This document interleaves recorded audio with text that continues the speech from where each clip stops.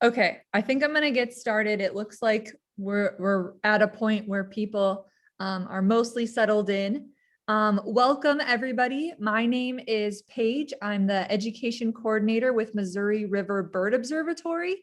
I'm just gonna go over a brief introduction to tonight's program. And I'm really excited to welcome some really awesome guests and partners, which I'll talk about in just a second. So first, real briefly, if you're not familiar with the Missouri River Bird Observatory, we work to conserve birds. It's right there in the title. We're all about birds, and we do that through science education and advocacy. And if you're interested in learning more about our organization or what we're doing lately, feel free to visit our website, mrbo.org. So pretty easy to remember, pretty short. So some housekeeping things. So a few things just about like the Zoom platform, if you're unfamiliar with it. So we'll have a portion for questions, and I'll kind of announce that. But if you have a question that pops in your head and you want to make sure you don't forget it, feel free to put it in the Q&A button or the chat function, which you can choose to chat with us or with everyone. So if you and you'll have to adjust that. So if you mean to send it to everybody, you're going to have to probably put in there that you want to sending it to panelists and attendees and not just us. But we love hearing what all of you have to say, even if you don't want to share with everybody.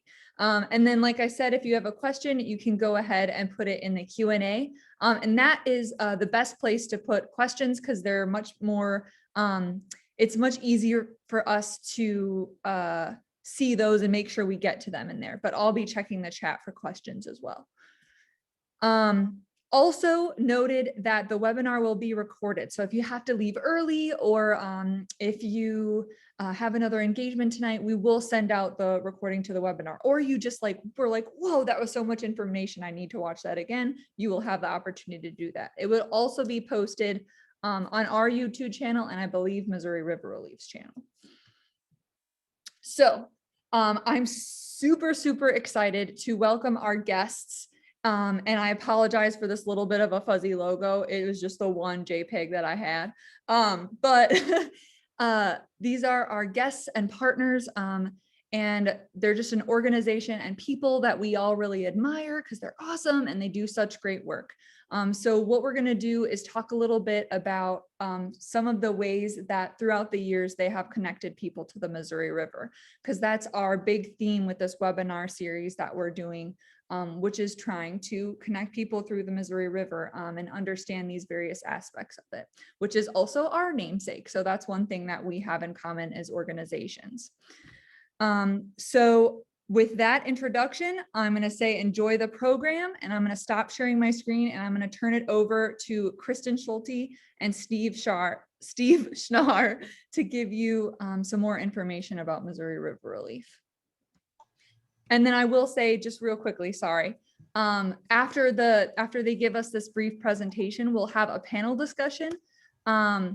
And actually, that reminds me, why don't we go around and I'll introduce ourselves first.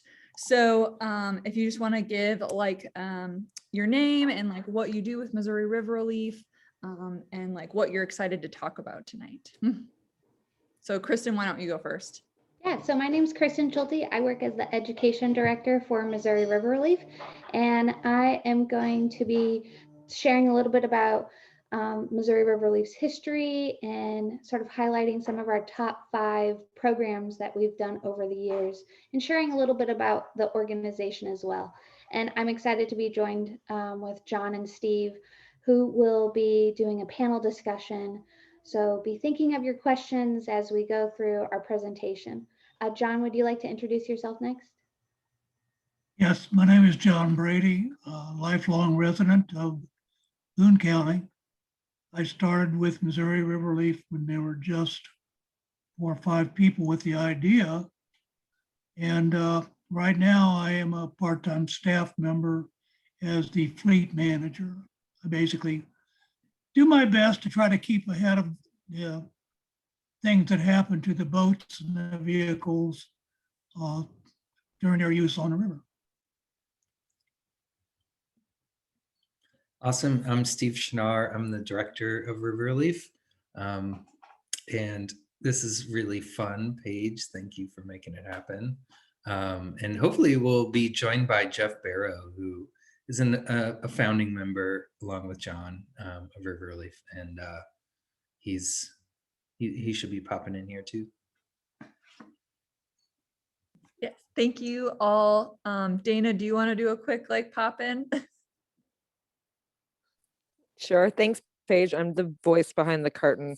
Dana Ripper. I'm the co-founder and co-director of the Missouri River Bird Observatory. And I too am really excited to have these friends of ours presenting tonight. They do amazing work.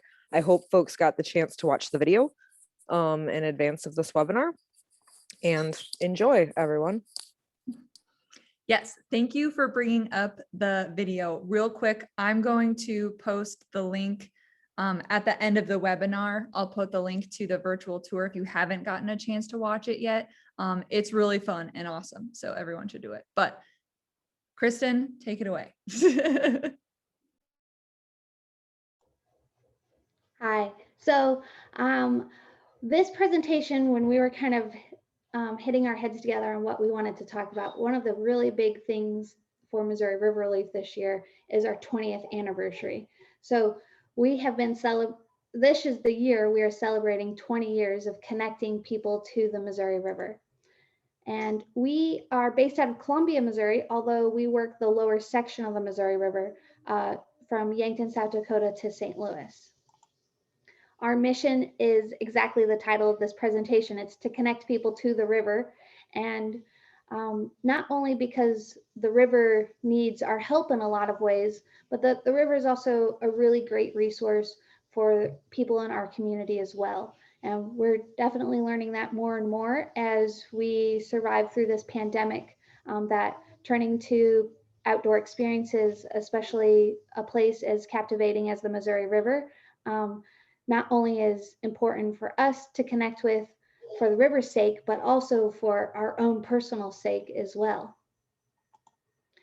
Missouri River Relief, our story really starts with this right here. We love this river. But it seemed that when we first got started, there was no one really giving this river much love at all. Kind of as evidence in this full photo, you can see how people were treating the river. Most people, they didn't really have a connection to the river. And I look forward to kind of hearing from John and his perspective on this.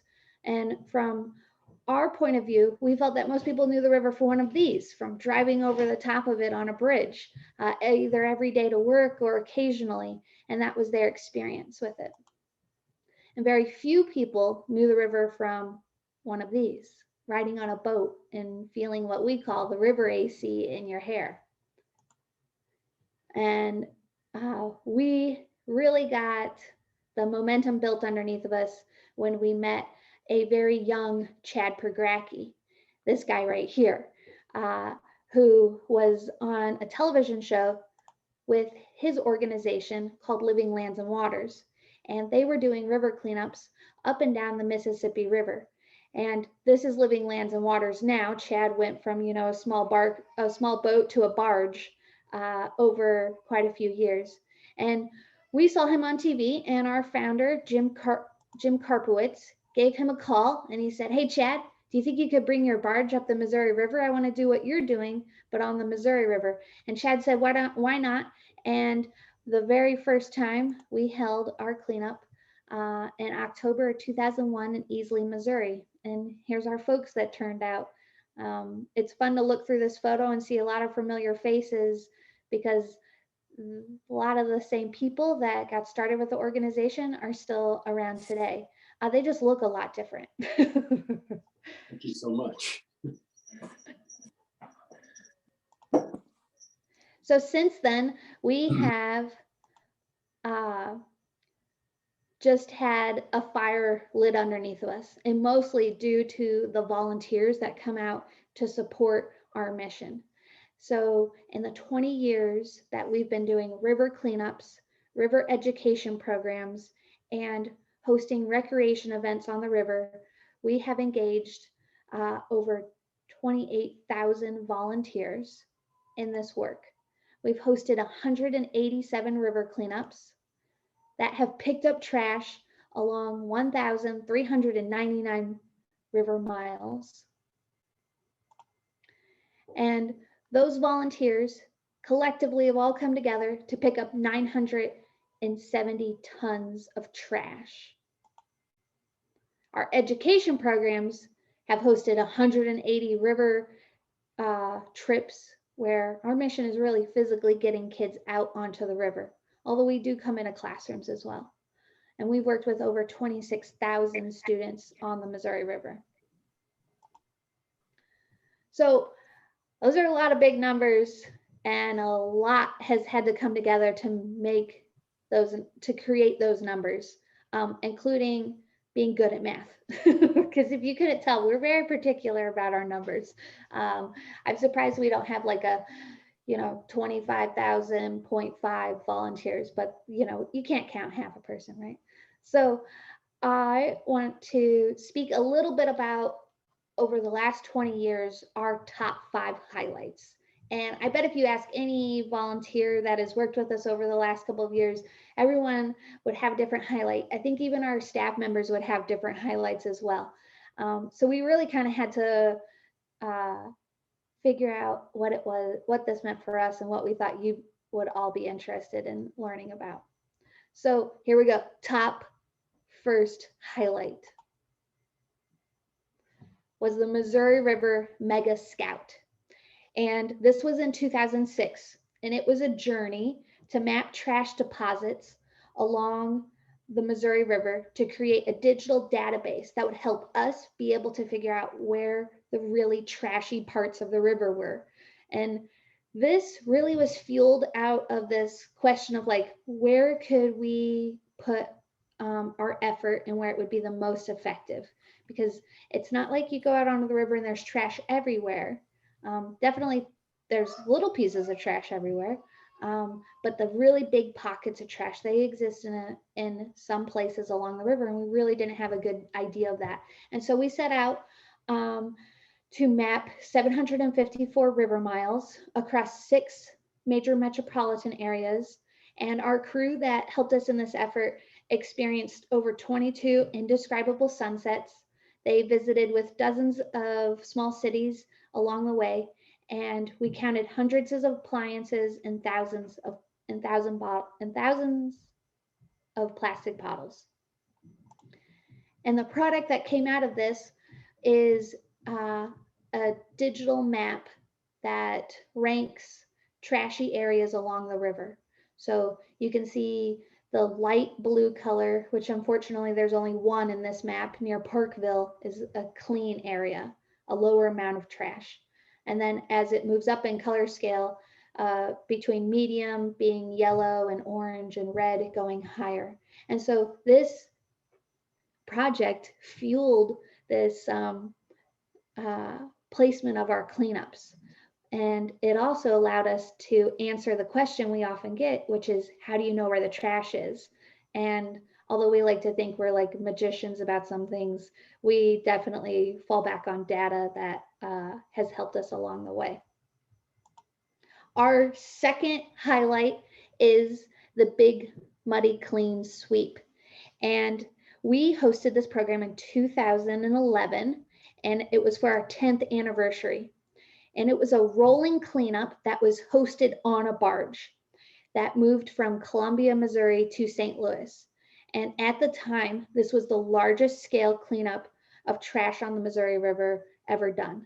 And this Big Muddy Clean Sweep is something that our organization has done several times over the years.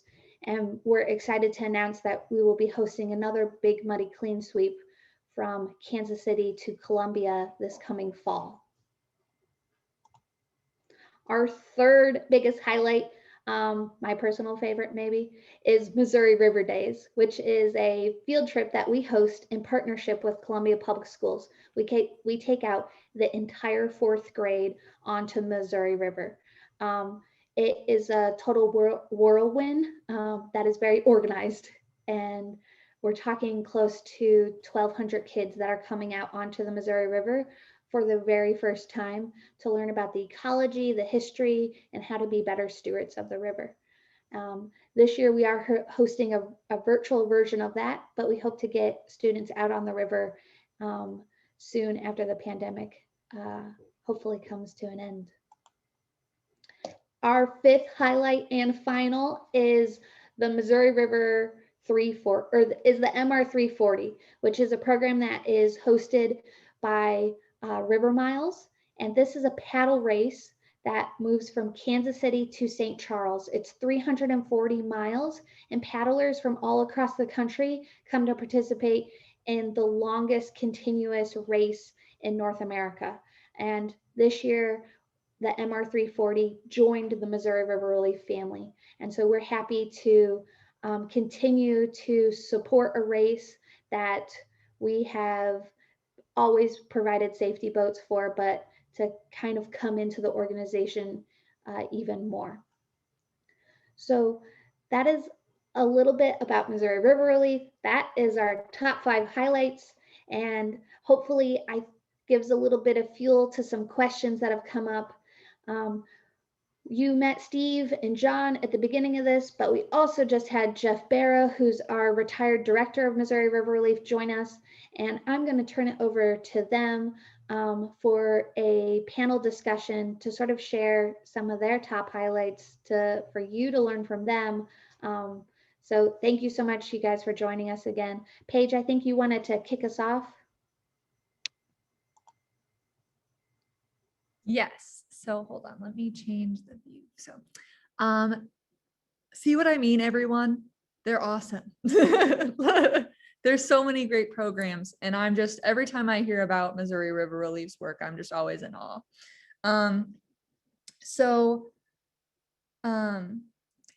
What I really want to do with this panel discussion is really get to sharing some of these awesome stories that you all have about the Missouri River and your own connections to it. One question, and another thing is like, so I'm always in awe of what Missouri River Relief does. But every time I learn about the Missouri River in general, I am also in awe and continue to be surprised. And what I'm really surprised about is, like with everything I learn, how much I don't know anything.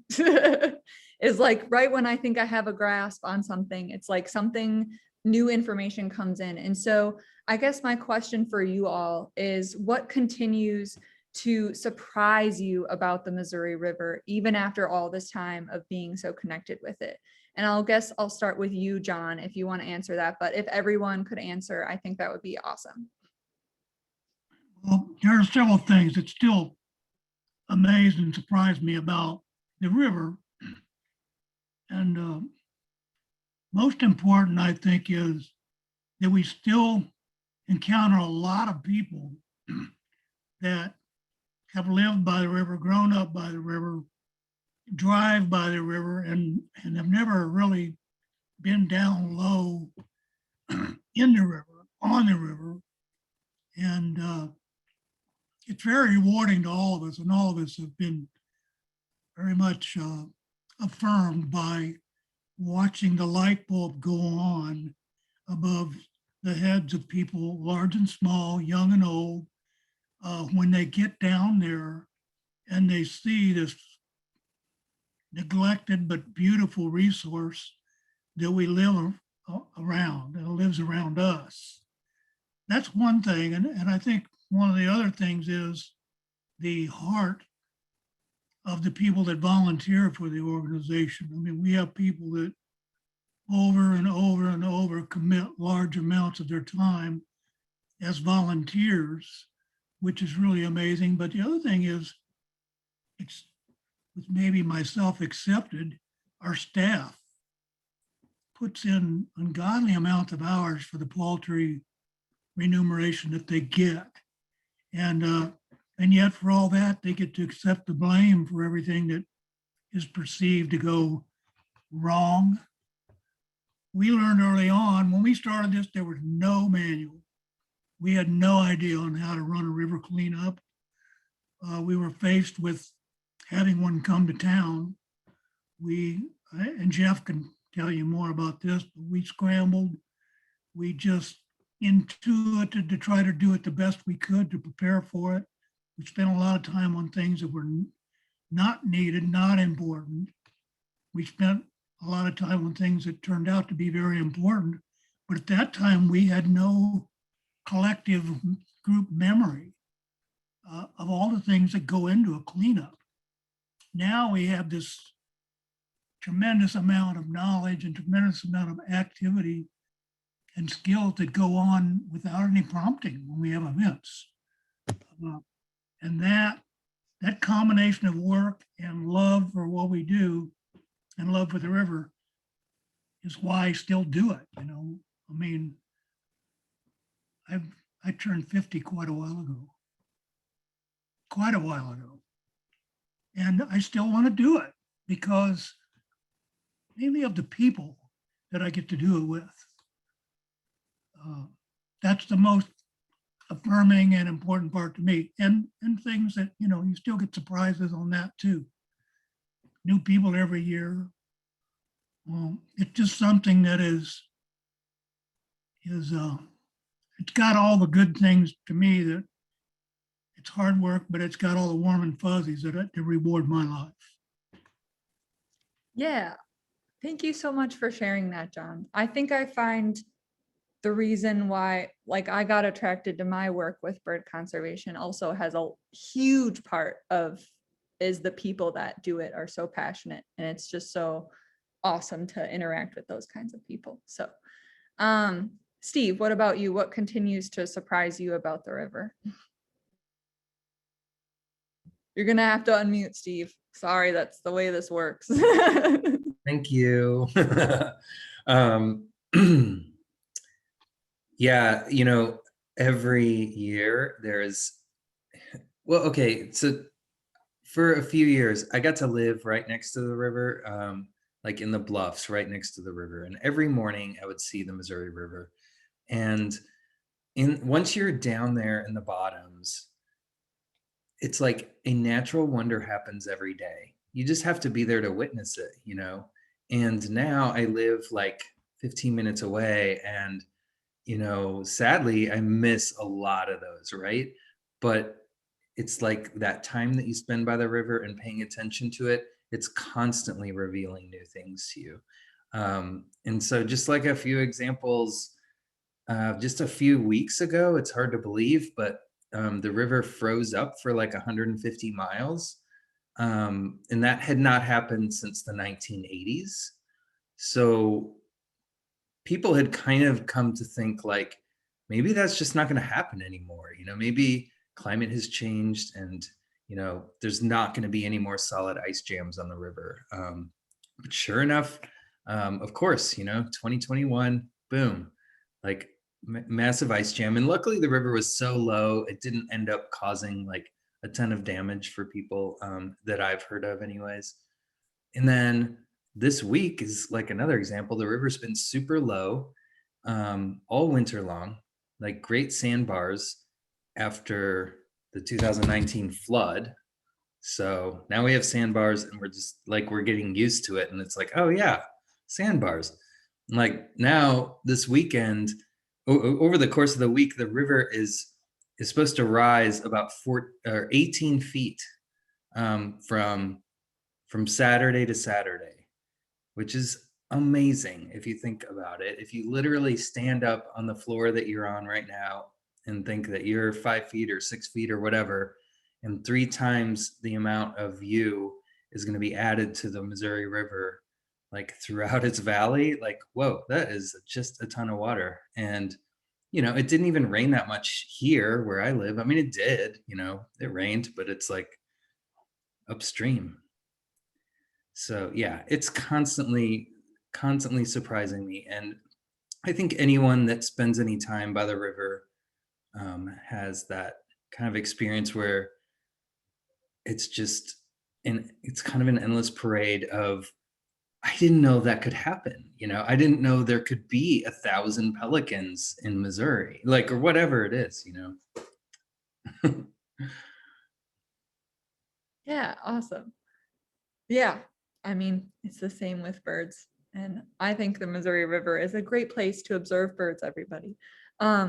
Jeff, do you have anything to add about what surprises you about the Missouri River, or what continues to surprise you? Really, those guys took out of my sales on that. Because I was going to say, and I'll just tell you some stories real quick. When I was first getting my relationship with the Missouri River, I was a canoeist. I didn't know anything about motorboats, really. I'd done some water skiing, but anyhow. And I can remember going out in the river and putting on up by Rocheport, and with a friend who we got a few miles downriver, and she wanted to get off. So we got off the river and I tied the boat up way, way above stream, I thought. And then I got home and I find out, oh, the river's rising. It's rising super fast. So I went back down there to get my canoe, and it was, I think I had tied it to a tree smartly, because the river had come up and the canoe was underwater, like just in less than 6 hours. So I was really surprised at how quickly the river went up. So I'm kind of following on step. It was really nice too, with the ice. We just saw that ice that wasn't moving. It was jammed up. I'd seen ice flows on the river, and I like to go down there and listen to it, because they form little circular islands and swirl, and they make really a beautiful whispering, hushing kind of a sound as it moves through its own slush. And this was just, thousands of those circular islands, but they were completely frozen, not moving at all. And that surprised me. I'd never seen that before. And the third thing that surprised me, and this is also following up on Steve, was the bird life on the Missouri River. I thought there'd be a lot more bird life, like all the time. So it surprised me how much birds, but how it was very seasonal. You see a lot of different ducks and geese and pelicans and things like that in the spring and fall. You'd see osprey, but in the summertime, you basically just see great blue herons and your standard woods birds, So that surprised me too. I thought there'd be, like, anytime I go out there, I'd see, just all kinds of birds, but I found it to be very seasonal. You see a lot of birds, but not necessarily, at any one time of year. So those are my 3 surprises. Yeah, thank you so much for sharing that. Kristen, do you have anything to add on this question of surprises? No? All right. Cool. So, my next question before we get to questions for the audience is, and this is specifically more towards John and Jeff.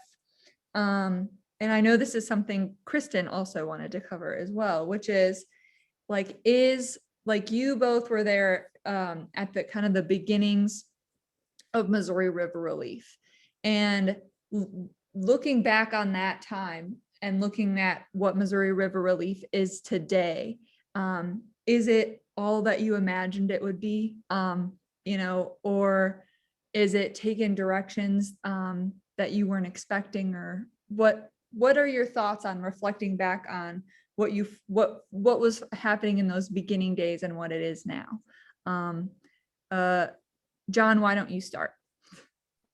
Well, the first cleanup we had down at Easley in 2001 was held within a couple of weeks of the 9/11 event, when Twin Towers went down and terrorist attack happened. And a lot of people, most people, realized that their country was wounded, and they wanted to do something for their country. And here was this River Relief event kind of advertised locally, and somewhere between close to 600 people showed up down at Easley.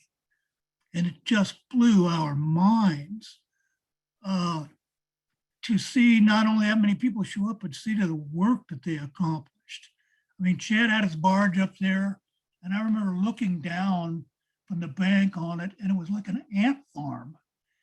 There were all these people dragging trash onto the barge, and trucks arriving with trash and dumping it off, and backhoes backhoeing. And I got the impression then that this was like a symphony, and there were several conductors working, and there were the specialists of bringing the stuff in, and the specialists of sorting the trash out and getting it put away, and putting the tires here and there. And I have many, many times had this same impression watching at our cleanups that it's just like a well-oiled, well-practiced symphony. I had no idea then, it started out because there were a small group of people, I don't know, maybe less than 10, maybe less than 8. We just got sick and tired of seeing the trash down there. And just, we all are people that would boat around and take our mesh bags, fill them up and take that trash out. But here was an event where in one Saturday, tons of trash got removed, and we said, yeah, this is the way to go. What I didn't realize then was we as a group would realize, we spun our wheels. It took a while to get the whole thing organized, but we realized after a couple years, when we really got some solid background underneath this and equipment and stuff, that our real product, our deliverable was not getting trash off the river. Our deliverable was reconnecting people to this resource. In a state, in an area where many of our ancestors had come here by river back in the day. And so we realized that education was going to be one of our most important products and where we needed to concentrate. We misfired several times on it until we got Kristen Schulte in there, a trained educator to do that kind of work. We kind of made stabs at it. We took someone and called them the education director, but they weren't really, they didn't know how to do it. So to me, that great metamorphosis happened not because of necessarily what we do, but because of who we are. These people with these relevant skills to the organization and relevant skills to the work we've decided to do in education and the events, the cleanups and everything. Groups like ours who have the equipment to take people out on the river and do it safely with trained operators that have insurance there are not very many of them in the country. And in the heartland, there's only several that have this capability. And I'm very proud of where we've come from in the 20 years. And I'm also very aware of the labor that it took to get us here. And to me, it's a good year for us to look back and forward both, because we've come a long way. There was nothing but desire in the beginning, and we really didn't even realize desire for what. We just knew that this river was neglected and forgotten, and it made us mad.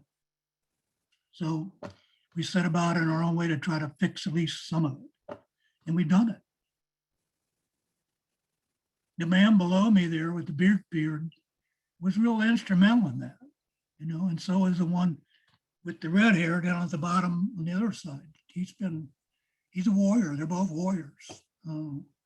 And Kristen is too. I'm more afraid of her than both of them put together. Just kidding, not Christian. Well, thanks, John. I think that's a great segue to any additional comments Jeff wants to make on my question of, reflecting on the past of Missouri River Relief. And if you want to comment on where you think it'll go in the future too, I'm sure I would love to hear about that as well. Well, I'll say this about that. Before I got involved with Missouri River Relief, I remember looking at a Time magazine, and they had, I can't remember, I think it was going up and down the Mississippi River, and they had a little section sidebar about Chad Pergracki cleaning the Mississippi River. He's going to clean the whole Mississippi River of trash. And I just thought, how naive, that's ridiculous. The whole Mississippi River, that kid is nuts. And I don't know, a year later, Jim Karpowitz saw a video about Chad Pergracki. Maybe I'm repeating what you've already heard, but Jim Karpowitz was a rock climber and a videographer in Boone County. And so he had seen this video about Chad, and he's like, we need to get him up and clean our Missouri River. And so Chad's like, I'll come up if you A, pay what it costs, and B, you organize an event. You got to get all the permits and get everything.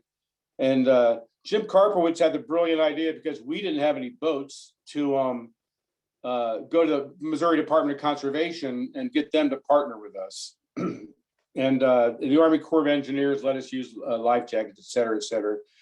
Anyway, we, like John said, we had a really surprising, kind of unbelievable first cleanup. The amount of trash we got, the number of people we had, the enthusiasm, and how much fun it was. And I guess I thought we were more of the same. Like your Bass Pro gave a boat, we got another boat. I just thought we were just going to start doing more of the same. But like John said, we realized that education was key. And I think the second year we had our first kind of education event. And so I thought it would just kind of grow like that. And we might, as Chad had inspired us, we might inspire other groups, you know, up and down the Missouri River to do cleanups like we do. So that's what I was kind of foreseeing. So I am really, really surprised and in amazement about how we've grown. You know, Kristen has just been a gold star when it comes to creating a fabulous education program that I think is going to be a nationwide model for other outdoor educators to emulate. The fact that we're getting involved with more and more canoe and kayak races on the river, I think that's absolutely outstanding, and I had no idea that we would go that route. And so I guess I'm not a very imaginative or creative person, so I guess we'll just do more and more of that in the future. Thanks so much, Jeff. And yeah, I emulate Kristen's work all the time, or at least I try. So yeah, thank you so much. I love hearing about just the beginnings and how this like group of citizens came together and decided to make a change for their environment. I love those stories.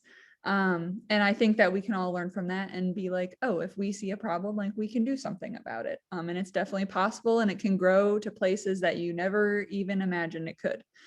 So now I'm going to take some questions for the audience.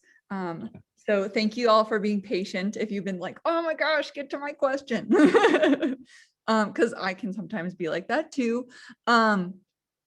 So we have a question from Patrice Taylor, who is asking where your trash that you collect is ultimately taken, and who is paying the costs along the way, funding source. So yeah, so kind of that first question, where the trash collected is taken ultimately, and who is paying. So I believe any of you can answer that question, but I guess I'll throw it to Steve. Yes, I will always forget to unmute myself. Yeah, you know, it is actually a complicated question, and it depends on every single community we work in. So we work predominantly from St. Louis to Omaha, Nebraska, and you know, every town and community is different. So sometimes we can get the local like trash companies, whether that's the city or some private companies, to donate dumpsters for us, right? And sometimes we can do recycling. The recycling that comes off the river is not the best quality, so we have to sort through everything and try to pull out the best quality of plastic, glass, and aluminum. And so we do that when we can, and when we have enough volunteer resources to make it possible, really, because it's a ton of work to do that. All of our tires get recycled, and that is very complicated and expensive. But the cool thing is, in the state of Missouri, whatever we pay to get rid of tires, to have tires recycled, the Department of Natural Resources reimburses us for that. So we actually get, you know, we might have to pay $1,000 to get rid of tires, but we'll get that $1,000 back from the state. And that's partially from the fees that people pay actually when they get rid of tires. Hazardous waste is always a puzzle. You know, we never know what we're going to find out there. But anytime we come across weird barrels with mysterious liquids or anything potentially dangerous that seems really not smart to move, and we really brief all of our volunteers on this, we leave it and get a geotag, and we send that to the Department of Natural Resources as well. And they have an emergency response team that will actually come out and pick that stuff up from the river. So that's like another piece of the puzzle. A lot of the trash that we pick up goes into the landfill, where probably it belonged in the first place. It's instructive to everyone that works on river cleanups how much of what we pick up is a single-use disposable plastic item. Almost all of it, I would say 80% of what we pick up is a plastic item that's designed to be used once and thrown away. And the reason why they end up in the river is myriad. You know, there's many reasons they end up there, but the point is that's the overflow from our society. It's what we're not dealing with that we find on the Missouri River. Also, it's just stuff that floats. You know, that's kind of what we find. Awesome. Thank you, Steve. I hope that answered your question. I think so. Much more than I would have thought goes into what happens afterwards. So I think that's really important. So Rob Johnson asked a great question that I think is worded wonderfully. So I'm going to just read what he wrote, which is, Missouri River management is incredibly contentious. How does river relief thread the needle to be relevant but not get caught in the controversies? Does anyone want to volunteer to answer this question? I nominate Steve. Okay, so that must be Rob Jacobson. It is. And because he does nothing but word fantastic questions. So good at that. Yeah, so first of all, our organization has essentially a non-advocacy policy. So we don't lobby for policy points on the Missouri River. We basically decided a long time ago that there's so much intense politics on the Missouri River, and so much of it has to do with like who you are, you know, how do you make your living? You know, where do you live? These identity questions that really end up sort of shifting people into certain camps of how they think about the Missouri River. And, you know, it's really hard to sort of sway the needle on that. So like what we feel like we can sway the needle on is people's understanding of the Missouri River. So we really spent a lot of effort and time into connecting people directly to the river. So getting out and having experiences. And then also providing opportunities for people that really study the river to share their knowledge about it. So hopefully that kind of increases the cultural awareness of the river. Some of the ways people understand, like, what have we done to the river over the past 100 years that might change the way it's behaving now? You know, that's really where we put our effort. And so it does get very tricky, you know, when there's something like the 2019 flood, where, you know, there are some people who believe that flood was created by the government to flood people's land so they could steal it.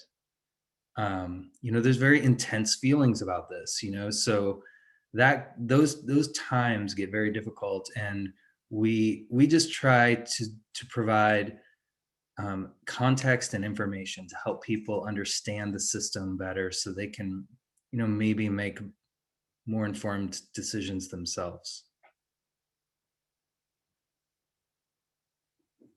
I think that's an awesome answer. Thank you for answering that. And I apologize if I pronounced Rob's last name wrong.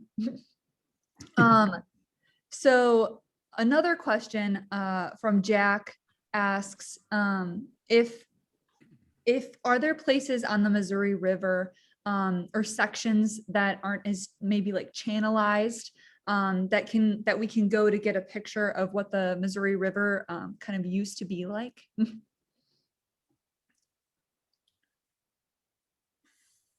And I don't want to single anyone out, and I know Steve's answered a lot of questions.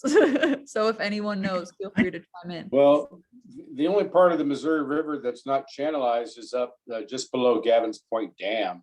And it's I think it's even a wild and scenic river, but there's no channelization there. And but the MR340 race was, I believe it was canceled one year. And so they had what they called the, what was it? It was the carnivore race on the Kaw River from Manhattan to down to near Lawrence in Kansas. And I was told by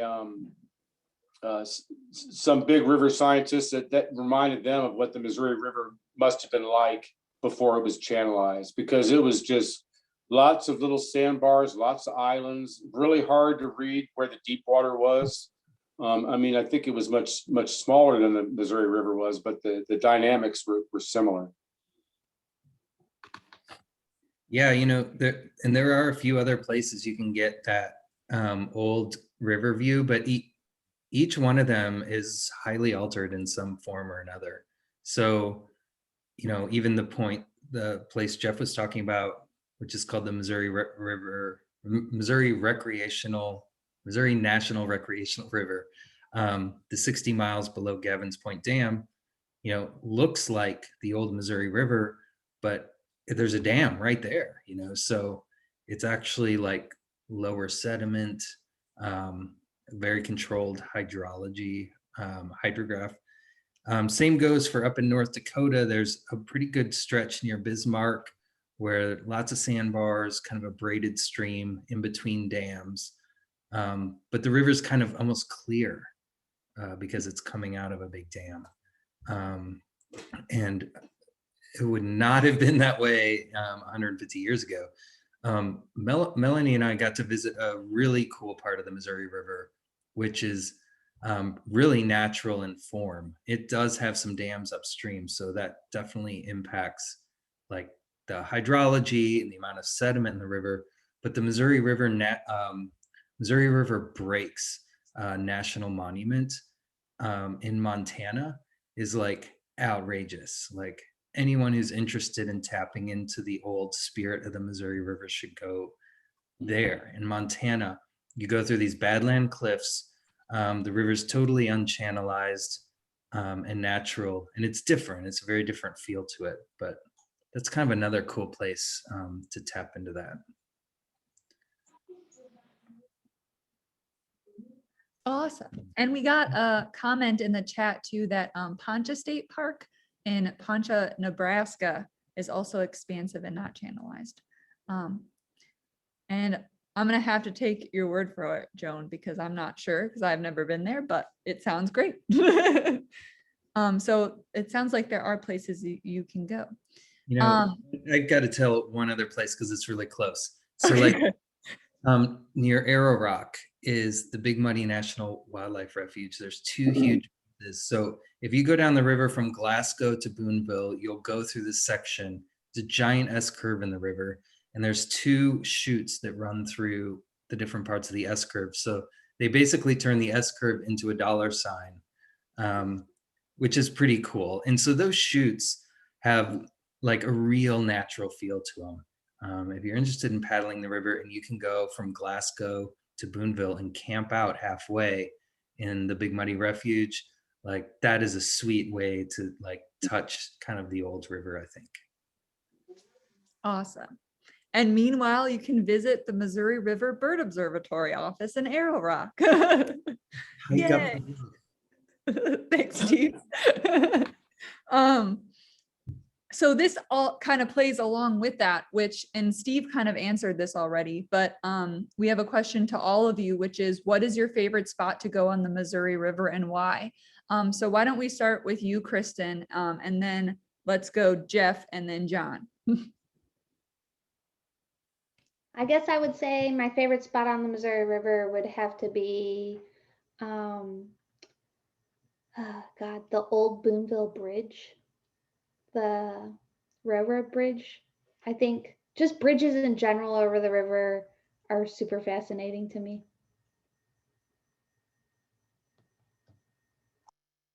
Well, that is a really tough, impossible question to answer, but I will say it's at the confluence where the Mississippi and Missouri comes together, and kind of for two reasons.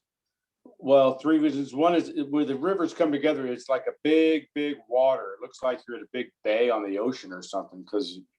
And when you look up the Mississippi River, you get a really industrial view. There's lots of places where they work on barges and towboats, and there's a lot of welding, and there's smokestacks. There's a winery behind it, and very industrial look to the Mississippi River. And when you look the other way up the Missouri River, it looks very wild. Really all you see man-made is the levees and the wings, and you can see some electric towers. But when you're at the point at the confluence, it's really interesting to be able to look up two rivers and see such a contrast in the landing. And that's also where I've been swimming there on my birthday, so that's where I got my river name at the confluence point, where the two rivers come together and swirl. And He who swims with boots on. yeah, that's my river name. John, what Yes, he about you? does. My favorite, I got lots of them, but I like the chutes that are off the Missouri River that were created within the last 7-8 years. One opposite the bluffs right below Rocheport, one down by Eagle Bluffs wildlife area. But I would say my favorite section of the river is Glasgow to Boonville, or maybe Glasgow to Rocheport, right in there, down to the bluffs here, Rocheport, because you get these high bluffs, farmland, lots of farmland, bridges, the chute Steve was talking about down below Glasgow, just premier Missouri River. I mean, that's what you get. About all the features that the Missouri has are in that stretch. Awesome. I feel like I just asked you all, what was your favorite bird? Which is a question that I get that I find impossible to answer. I feel like that's your equivalent. So thank you all for trying to pick a spot. So this question is directed towards Kristen from Eileen is, do you see the education programs expanding to other school districts in Missouri, particularly St. Louis and Kansas City? Yeah, so historically, Missouri River Relief has taught in St. Louis and Kansas City over the years. And to be really transparent, when I first started my position, the thing that, was discussed and we talked about what River Relief's kind of dream was that we would pilot everything out of Columbia. And then after we piloted it here and fine-tuned it, we would move it to St. Louis and we would move it to Kansas City. And as I started running more and more education programs and building the opportunities that seeds had already been planted for, like the one with the field trip with Columbia Public Schools, I realized that there wasn't even enough of us just to do the work here in central Missouri. And so the other part of it was that this building education programs, it takes a lot. It is a lot more just because of the element of the perception that the Missouri River has, the water aspect of it, us riding on boats. It is very outside the comfort zone for school districts, for families. And so it takes an enormous amount of relationship building to get to that part where we're like, so now can we take your kids on the river? And that is a lot of what I experienced early on in the beginning of developing our programs to be more robust. And now what we are experiencing is, it seems like everybody and anyone is knocking on our door and saying, hey, could you take our kids? And like, not that long ago, I was knocking on everyone's door and saying, please, can we take your kids on the river? It's going to be safe and they're going to love it. But, you make the front page of the newspaper a couple times and it seems like folks are now turning to us, which has opened up a new idea, which is something that has always been a part of Missouri River Relief's dream, and that is to eventually one day have a home port. And a home port being a place on the river where maybe our offices are, our classroom is. And so it is much more within our resources and with what our ultimate home port dream is to keep building towards programming within central Missouri. So what we've decided with the work of our education advisory committee is that for the time being, our education programs are going to focus in Columbia, Missouri for students, and that our teacher workshops, they will still travel. They can go to Omaha as they've done in the past, in Kansas City and St. Louis. But I think that if our end goal is a home port, this place where people come to us, we have to start building that now and not keep taking the traveling circus on the road and stretching our resources, but sort of center in on building relationships, outside of Columbia, in Jeff City, in Boonville, in Tipton, in Kingdom City, and start kind of branching here with the hope that we can have a home port, that when Kansas City school districts call us, we can have funding available for them to come to us and be a residential program. Now, this is like really super pie in the sky dreams, and Steve's probably like, whoa, whoa, Kristen. No, he's like, yes, please. So that's my very transparent answer to that question, and long-winded, so sorry. I'm very passionate. No apologies. I feel like that's exactly how I answer questions too. So, and hearing you talk about your pie in the sky dream gives me kind of some interesting thoughts. And I'm glad to know that now, because I'm thinking about programs that we're starting and different things like that. And Lucy Fletcher just commented to us like Arrow Rock would be a great home port. And so I'm just like putting things together in my head and scheming a little bit. I agree with Lucy. I'm like, getting a taste for pie in the sky will improve your reach.